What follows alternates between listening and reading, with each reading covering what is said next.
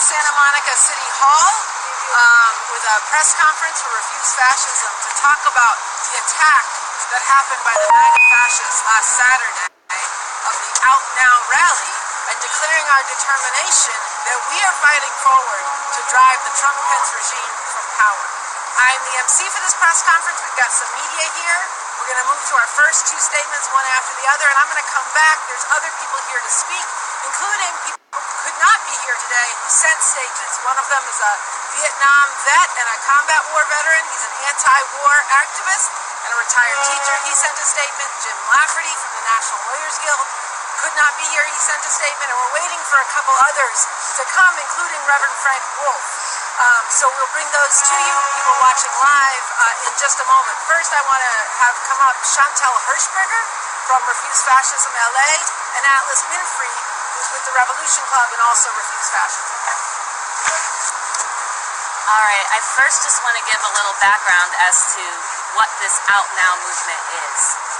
We launched in New York and LA, this grand announcement in New York at Trump Tower, in LA at Santa Monica Beach with over 500 yards of fabric spelling our one demand out in the sand: Trump, Pence, out now. And this movement isn't just a assemble, march, rally. This is not what that is. This is massive, sustained, nonviolent protest, starting with, yes, maybe just hundreds, then next week coming back with more hundreds, and then thousands, and then next week thousands, and then tens of thousands. And then create a movement like we've seen in Puerto Rico, like we've seen happen all over this world, how people rise up from below to actually make a difference and let their voices be heard. And this can happen here, this type of protest. It is needed.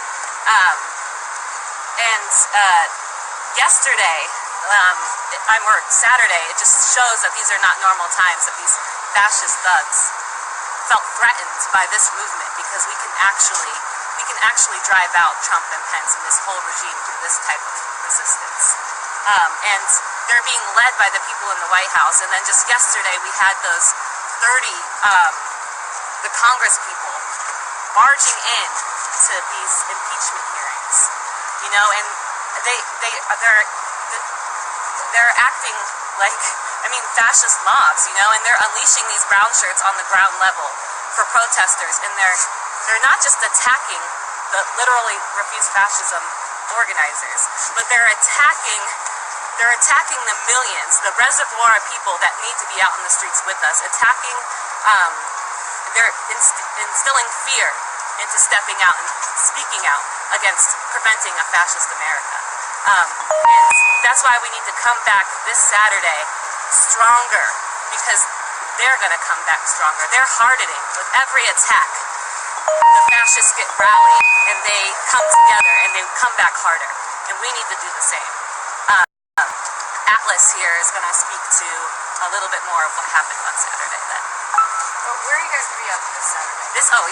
This Saturday, 2 o'clock, MacArthur Park, off the corner of 7th and Alvarado. And that's where we're going to be on November 2nd, on November 9th.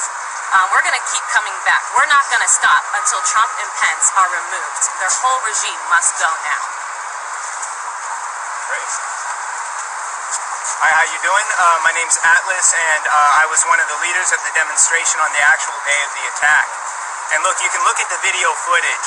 We made it a point from the very beginning that what we're out here to do is to get our message out, that Trump and Pence have to leave power right now. That is our single unifying demand. And RefuseFascism.org explicitly is a non-violent organization. And from the very beginning of our rally, we made a point to people to commit to non-violence, to commit to sustained protest as our strategy, and not to get into fights with these people. And when we moved from the beach onto the pier, these people tried to provoke us. They tried to attack us. They invoked the language of civil war and said, you want a civil war, we'll give you a civil war. We don't want a civil war.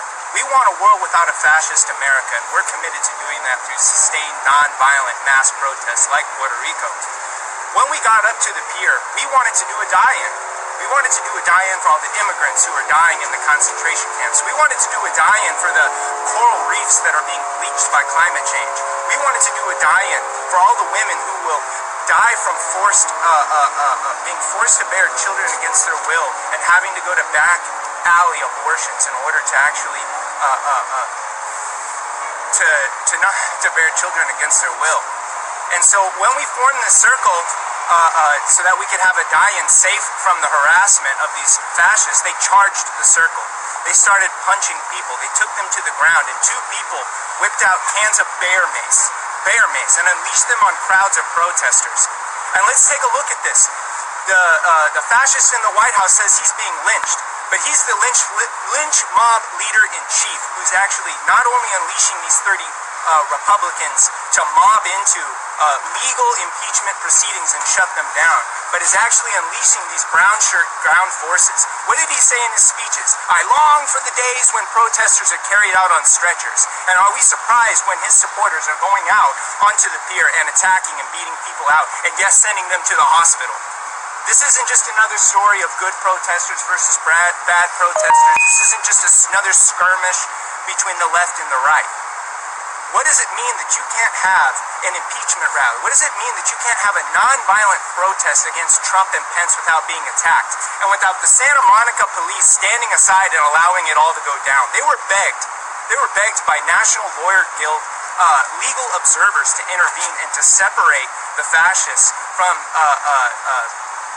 the out-and-out protesters, and they refused to. Even after the pepper spray attack, these fascists came and they actually kept pushing people, kept assaulting people, kept provoking people, and we're here to let people know we are not deterred by this. We're going to continue week after week, not just because we're bad or something like that, but because we understand the threat that this regime represents. We understand that if we don't drive them out, how many more countless immigrants will be put in these concentration camps? How many more forests will be burnt down? How many more species will go extinct? It's up to us, the masses of people who hate this, to mobilize ourselves in sustained nonviolent protest. How many people had to go to the hospital? 4 people went to the hospital. 1 person had a really injured arm from getting slammed onto the ground. 3 people had to be treated for caustic burns, chemical burns from bear mace. It's powerful stuff. Including me, actually. I had to go get treatment for getting bear maced. They specifically went after the people that were talking from the stage, that could be identified as playing a leading role.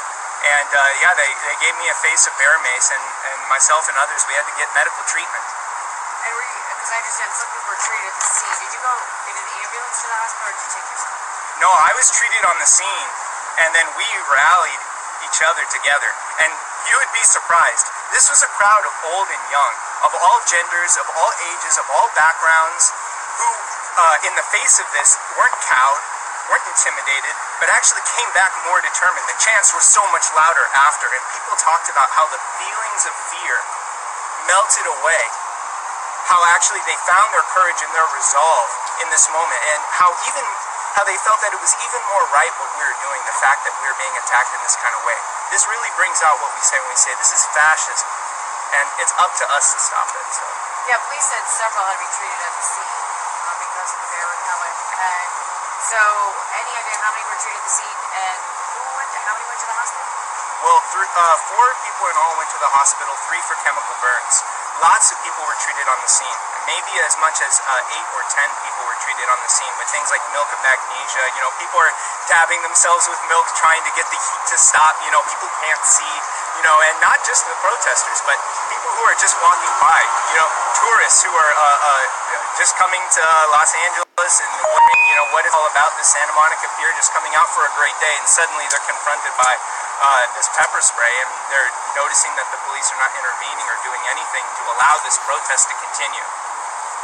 So, with the video that you guys are releasing today, what are you hoping that people will take away from this video? What people need to take away from this video, what people need to take away from what's going on right now in the halls of Congress, is that the normal processes can bring a fascist to power, but it can't bring him out of power. You actually need sustained, massive determination from below, committed to nonviolence, committed to getting out there and not stopping with our one demand.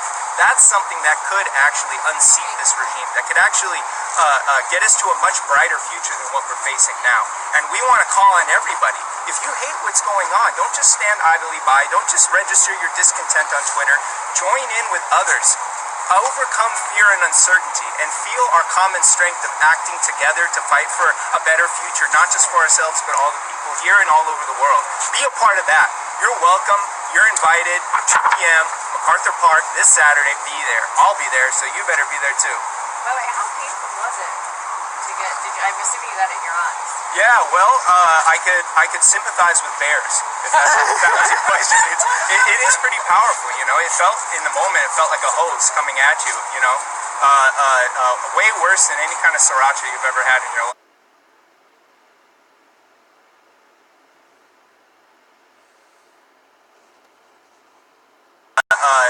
Way worse than any kind of sriracha you've ever had in your life. No, it was painful, and that was the point, was to intimidate people and to inflict pain, and to get people, to tell people that if you're going to get out there and protest, you're going to have to pay a price. And the police allowed them to exact that price from these protesters. And guess what? These people were more than willing to pay the price, to actually make the sacrifices and endure the temporary discomfort of these chemical burns to get this message out. And what am I going to see in this video that you guys are releasing? Well, what you're going to see is people coming together, chanting humanity first, the planet first, and you're going to see these Trump supporters yelling in people's faces, Trump 2020, and actually assaulting people, pushing them to the ground, and spraying bear mace at them. Can you just say it's by your first last name? My first name's Atlas, like a book of maps, and my last name's Winfrey, like Oprah. It's to spell that.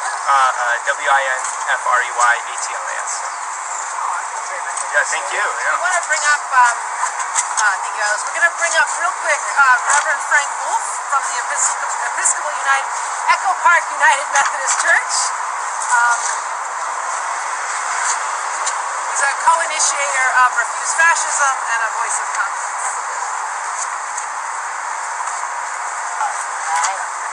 You've already heard that I wasn't able to be at the rally when the bear mace was spread. I was running late because of Los Angeles traffic, and then I was over at the beach helping clean up.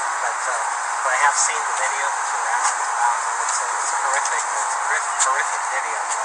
But I think the most important thing that I need to say is that it has been religious communities in the United States, especially on the progressive side, have been slow to respond to what's been going on. We come together around particular issues, but in terms of the overall effort to stop the rise of fascism in the United States, we haven't to bring folks together. And we've seen this again and again where religious communities are slow. And I think, we've learned from past experiences. South Africa, we've seen it in Germany, we've seen it in other places around the world. But the religious voice is powerful, it's a necessary voice. And so it's important for religious communities to get out and to stand up, to take part, to take risks, along with other people, to certainly say that the right to protest can't be infringed. That we cannot put up with people who are bringing violence to stop protests. And in spite of the violence that we have seen, that the protests need to keep going on as we continue to push to create a more just, a more humane United States. Okay. Can I get your first last name? Can you spell both? Frank, F-R-A-N-K, Wolf, W-U-L-F. I'm sorry, who are you with? I'm the pastor of Echo Park United Methodist Church. For our Facebook Live audience and Instagram Live audience, KTFK is here, CBS just got here. We're going to continue this press conference, and I do want to say, look, these were Proud Boys. People say, well, these are just alone crazies. No, these are well-organized ground shirts. These are Proud Boys. These are Latinos for Trump. They are acting as the shock troops of a fascist regime that are violently enforcing the dictates of this regime on the ground, making protests, attempting to make protests virtually non-existent. And I just want to say to all people listening online, if we don't fight to defend these rights and actually carry forward what's needed for humanity, you are complicit in losing those rights. So you have a role to play here in speaking out against this outrageous attack and joining us this Saturday in MacArthur Park at 2 p.m. I want to bring up Bo Logan, who's an Iraq war vet, anti-U.S., anti-imperialist, and member of Refuse Fascism LA, and then another brother, Edgar, I lost it. And then we've got some more statements to follow from people who couldn't be here this morning but wanted to make their voices heard. So, Paul, you want to come up? I'm Bo. I think a lot of people have gotten the gist of what did go down last Saturday, where these fascists came out and attacked the peaceful, non-violent protests. But what I'd like people to really understand is the courage that people mustered to stand up and defend people in that scene. And not just because I truly do appreciate it. It's not exaggerated to say people probably saved our lives there. But this is a small example of what these protests need to be about people putting aside their own personal interests and their own personal safety to ensure that they look out for the safeties of others. And that's what this protest is about. This protest is about standing up for the people of the world. This is about standing up for those children that are being ripped away from their families in these concentration camps. This is about standing up for the Muslims that are being banned from this country and have to go back to war-torn countries. And by the way, the United States made those war-torn countries into what they are today. This is about standing up for the women who aren't going to be allowed to control their own bodies because of the abortion bans. This is about standing up for the people who are going to be forced into mass migration because of the environmental crisis that's being accelerated because of the Trump pinch regime. And so what we saw Saturday was an example of the way people need to be acting. An example of what this protest is going to be about. People putting aside their fears and their uncertainties to do what's necessary. Because this world can't survive a fascist America. That's the reality. And the reality is we know why they came after us. We know why they came after me. They came after me because I'm a veteran. A veteran who's turned against the wars that this country is about. And they hate the idea that someone's going to speak up against it. But we can't let that kind of fear hold us back. And so I only say that to say I know other people are struggling with fears of repercussions. But you have to look at the larger picture. You have to think about the whole world. So I say, if nothing else, I beg of you, come out this Saturday and the next Saturday. Thank you. What was your name again? Bo Logan. B-O-L-O-G-I-N. L-O-G-I-N. Thank you. We're going to bring up next Edgar Hernandez, who's a musician, and if you've seen any of the pictures, he was covered in pepper spray. You can see it in the video right in his eyes, and he's somebody who heroically stepped in to fight forward in this demonstration to take care of people, but also for us to all be in the streets together with our heads up and our determination strong. So, Edgar. I just want to talk a little bit about why I was there in the first place. My friend Alessandro, who's part of Refuse Fascism, invited me. And as someone who's a protester and has been doing activist work in Los Angeles for 10 years, I said, of course, that's just right up my alley. And, when I arrived, it was really nice. It was really peaceful. A lot of young college students, high school students, elderly people. I really dug the community. But it's strange how such a peaceful protest turned into what it turned into because of a bunch of Trump protesters. I mean, I only got maced in the face because I was trying to get into a man full-on grabbing the breasts of a woman, of one of the young protesters at the event. And it just amazes me, like, these are the kind of people that Trump gives power to. These are the kind of people that worship the cult of personality that is Trump.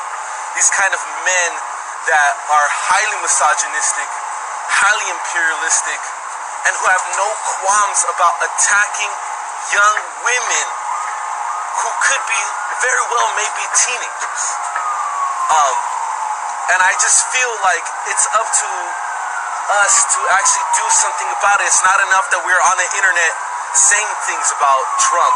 We actually have to put our bodies in the line like they did back in the day. We can't idolize people like Martin Luther King without looking at their strategies and seeing what worked and what didn't.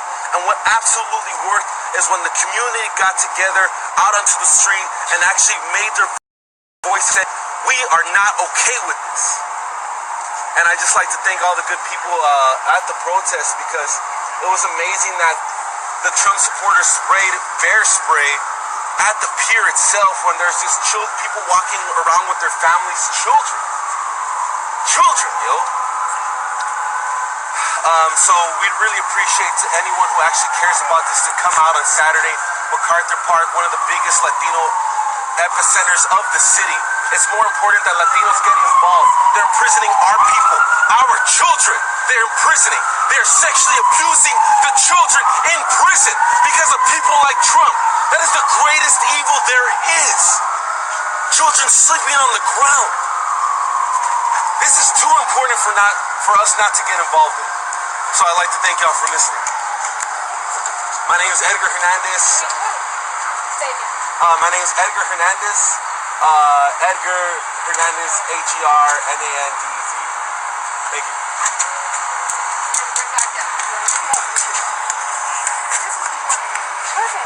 Hi.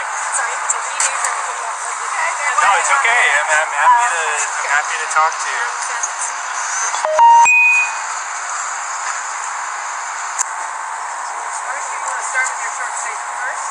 Put my short statement? Yeah, sure. I'd be happy to.